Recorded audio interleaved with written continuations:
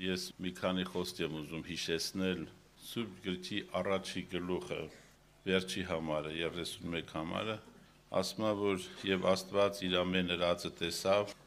եւ ահա շատ բարի էր եւ իր գուն եւ առավոտը լալով 6-րդ օրը եղավ։ Ուրեմն պատկերացրեք, որ մարդուն արդեն ստեղծել էր եւ ասում է նաեւ մա իր ստեղծագործությանը եւ ասում է, որ տեսավ, որ շատ բարի էր։ Բայց մենք հետագայում տեսնում ենք աննազանդությունը, այդ պտուղից ուտելը եւ այլն, մենք կարդում ենք Հռոմեացիս 7-րդ գլխում, ասում է, որ իմ մարմնի մեջ բնակվում է մեղքի բնությունը եւ ընդգծում է, որ թեկուզ ներսի մարդով ես հավանում եմ Աստծո օրենքին, ներսի մարդով ես սիրում եմ Աստծո օրենքը, դեմ եմ մեղքին, բայց մեղքի բնությունը պարզվում է ինձանից ավելի զորավոր է։ Հիմա որտեղից այդ մեղքի բնությունը։ Հիմա ենթադրենք մի հատ երեխա ծնվի, տանենք մի ակվարիումի մեջ փակենք, չթողանք ոչ մեկ ետ շփվի, ոչ ինտերնետ տենա, ոչ հեռուստացույց, աշխարհի ոչ մի շփում։ Այդ դեպքում իր մեջ նորից կա մեղքի բնությունը։ Այսինքն պարտադիր չի, որ մեկը կծի հիմա։ Իհարկե կծելն էլ լավ բան չի, որ մարդը հոգեբանորեն տրվում է հեռուստացույցին, ինտերնետին, չգիտեմ, աշխարհի պղծություններին, բայց ենթադրենք տանենք մի ակվարիումի մեջ փակենք այդ մարդուն։ Բացարձակ թույլ չտանք ոչ մի շփում։ Մեգա մեղքի բնությունը նա ժառանգել է Ադամից։ Երբ որ նա ունենում է շփում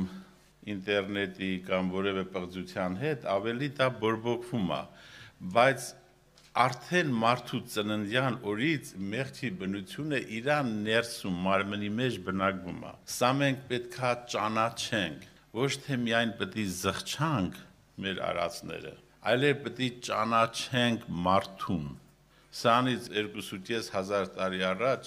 նույնիսկ աշխարհի մարդիկ, ասենք Սոկրատեսը, հայտնի փիլիսոփայ, ասում է, տեսեք, տաճարի վրա ինչ են գրել, հեթանոսական տաճարի, ճանաչիր ինքդ քեզ։ Այսօրվա աշխարհի փիլիսոփաները նորից կրկնում են, եթե չես ճանաչում ինքդ քեզ, ոչինչ չես ճանաչում։ Այսինքն ոչ մի բան չես հասկանում հոգևոր կյանքից, եթե դու քեզ չես ճանաչում։ Իսկ մարդու մասին ասում են ճանաչելով ինքդ քեզ, դու շատ բան ես ճանաչում։ Ժողովուրդ ջան, պետքա ճանաչել։ Սուրբ Գիրքն ասում է, երբ որ ճանաչեք ճշմարտությունը, ճշմարտությունը դիտնակ, այդ ճշմարտությունը ձեզի ազատ կանի։ Ուրեմն բացի այն, որ մենք արարքներ ենք արել, օրենքի խախտումներ, գողություն են արել, շնություն են արել, սպանություն են արել, սրանք արարքներ են։ Այդ արարքների համար պետքա զղջում, պետքա ներողություն խնդրել, որպեսզի Քրիստոսի արյունը մաքրի մեզ մեր բոլոր մեղքերից, արարքներից։ Բայց սա Քրիստոսի խաչի հիմնական իմաստը սա չի, որ առաջ զոհում էին աղավնի կամ գառնու կամ որևէ կենդանի արյունը թափում էր, որ նոր լում էր իրանց արարքին թողություն, հիմա Քրիստոսի արյունով ենք մենք մաքրվում, այո եւ ամեն, դա այդպես է։ Բայց այդքանը շատ քիչ է։ Այդտեղ կան արարքներ, կա զղջում, կա ներողություն խնդրել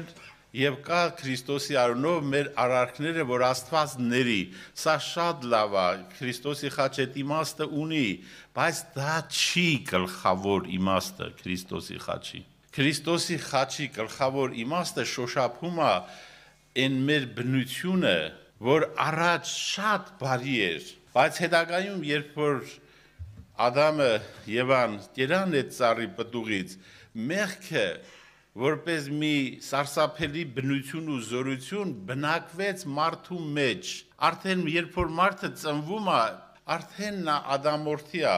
եւ մեղքի բնությունը նրա մեջ է։ Հիմա երբ որ մարդը այս փաստը ինքը իրան չի ճանաչում, մեղքի բնությունը եւ մեղքի բնության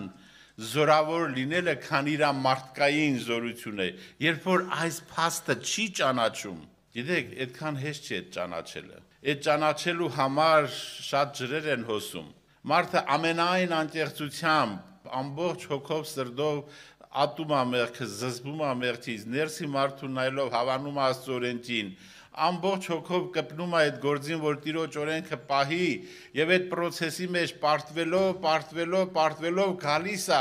ոչ թե միայն արարքների համար զղջալու փաստին, այլև իր բնությունը ճանաչելու փաստին։ Ինքը ճանաչում է, որ իր մարմինի մեջ բնակվող մեղքը իրան գերի է դարձնում։ Այստեղ է, որ մարդու հբարտությունը, մարդու փառահեղ եսը կոտրվում է, որովհետև մարդուն անընդհատ կողքից քարոզում են, սատանեն քարոզում է, մարդիկ քարոզում են, թե ո մարդ, դու Աստված ես, դու Աստված ես, դու Աստված ես, ավետարանն ասում է դու ստրուկ ես։ Եվ Աստված այս ամենը մտածված արել, որպեսզի մարդկային հբարտությունը ստանա կորզանի չարված։ Ինչ խղճալի մարդ եմ ես, ով զիս պիտի ազատե այս մահացու մարմնից։ Չի ասում, ով պետք է ինձ օգնի, որ իմ արած մեղքերի հարցը լուծվի։ Մենք գիտենք, որ Քրիստոսի արունը մեզ սրբում է ամեն մի մեղքից։ Արարքների հարցը առանձին հարց է, ուզում եմ ես խիստ ընդգծել, բայց գերության հարցը առանձին հարց է, որովհետև մեղքի բնությունը ավելի զորավոր է, քան մարդկային բնությունը։ Արարքների հարցը Սուրբ Գիրքն ասում է, որ եղբայրներ, ես ձեզ ասում եմ, մեղք մի գործեք, բայց եթե գործելու լա Քրիստոսի արյունը ինչ անում։ Մեզ սրբում է ինչից։ Ամեն մի մեղքից։ Այսինքն, եթե մենք զղջում ենք արածը, գալիս ենք ներողություն ենք խնդրում, աղոթ ենք անում, ասում ենք Տեր Աստված ներում է,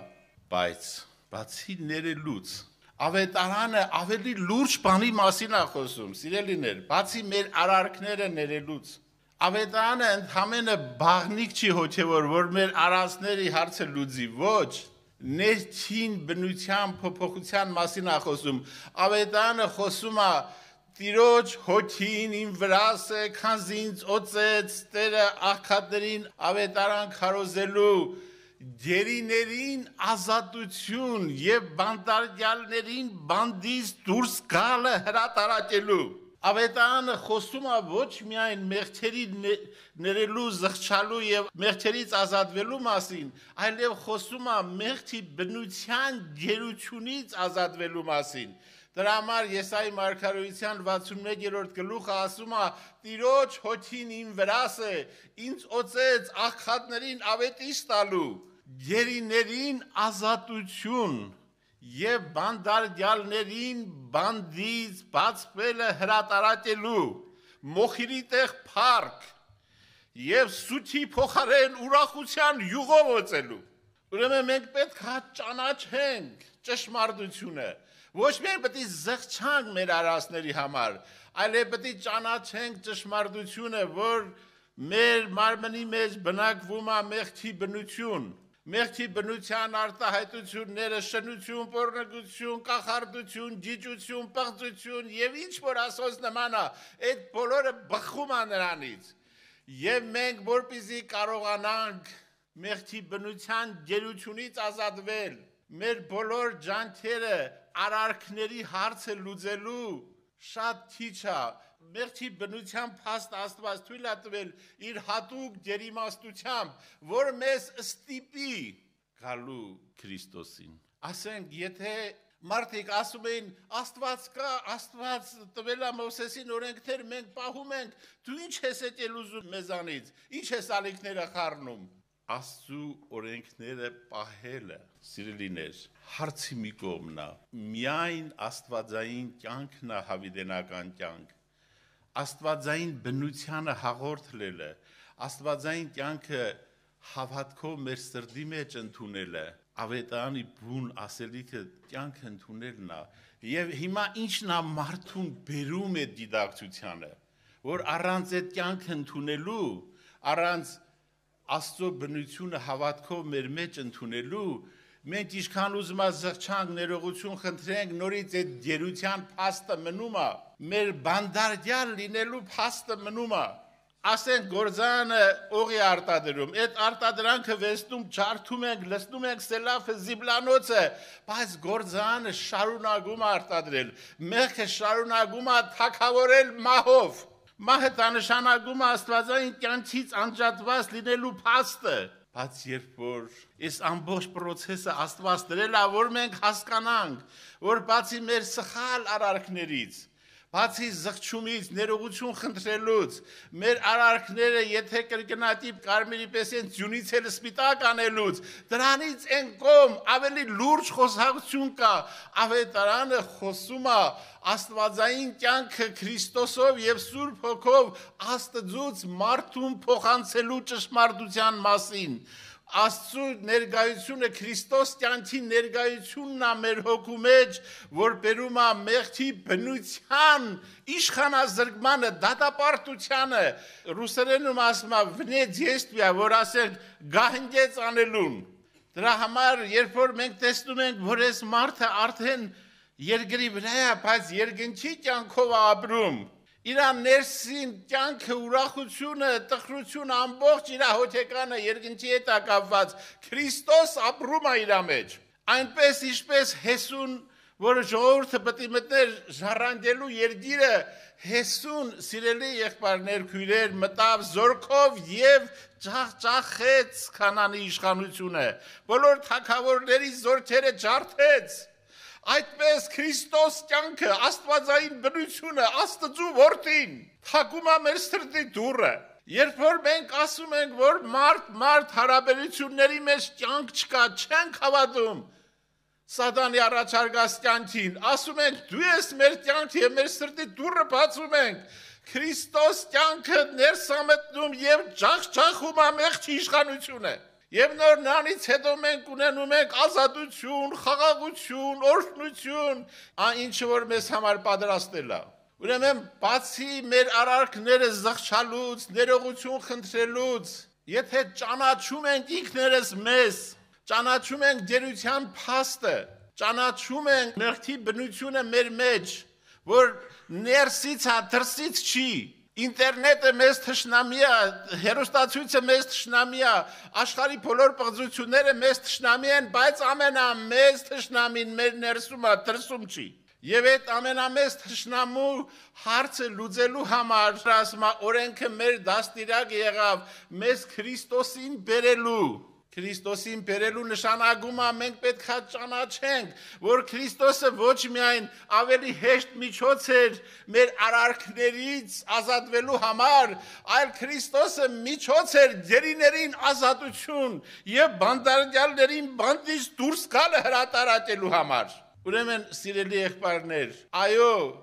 մեղքի բնություն, գերության փաստ, խղճալի վիճակ, սիրտը բացել Աստծո առաջ եւ մարդկային հարաբերություններից հիասթափված հավատալ, որ կյանք Հիսուսն է, այս ամենը աշխարհի համար հեքիաթ է, հիմարություն է, կորսվածների համար սա խաղալիք է, ծաղր է, բայց մեզ փրկվածներից համար Աստծո կյանքի հայտնությունն է մեր հոգեվոր աշխարհում։ Ուրեմն սիրելի եղբայրներ, քույրեր, Հիսուսը չի եկել միայն մեր արարքների հարցը լուծելու։ Երբ որ ինքը խոսում էր, բացահայտ ասեց ինքը ինչի մարա եկել։ Ասավ գողը գալիս է, որ գողանա, կորսնցնի ու սպանի, բայց ես եկել եմ, որ դուք կյանք ունենաք եւ ել ավելի ունենաք։ Այդ կյանքը հունարեն բնագրի մեջ գրված է զոե, աստվածային կյանք ունենաք, Աստծո բնություն ունենաք, որը ձեզ կբերի գերության վիճակից ազատության, որը ձեզ կբերի բանդից դուրս գալուն, բայց սա ընդհանրապես հետևանքներն են, որը ձեզ կբերի հաղորդ լինել աստվածային բնությանը, հավիտենական կյանքին, եւ որը նվերա ձեզ պարգև Քրիստոսի արյան գնով Աստծո սիրո արտահայտությունն է։ Երկոցում ասում է, արի գնանք ով իմ սիրուհիս, արի գնանք տեսնենք, որ դաշտի վրա, հողի վրա արդեն ծաղիկները բուժնել են, նռնենիները ծաղկել են, արդեն կարուն է եկել, արդեն դու պատերազմել ես, արդեն դու ամբողջ հոգով սրտով հակառակվել ես մեղքի բնությանը, այդ պատերազմը դու սիրել ես Աստծո օրենքը,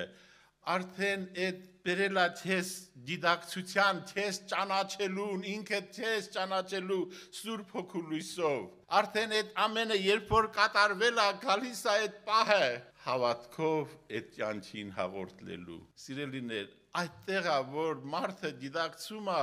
որ ոչ միայն ինքը պետքա զղջա, այլև պետքա ճանաչի իր վիճակը, ոչ միայն պետքա իր արարքների հարցը լուծվի, այլև աստվածային բնությանը հաղորդ լինելու հարցը պետքա լուծվի, և զարմանում աստծու սիրո վրա,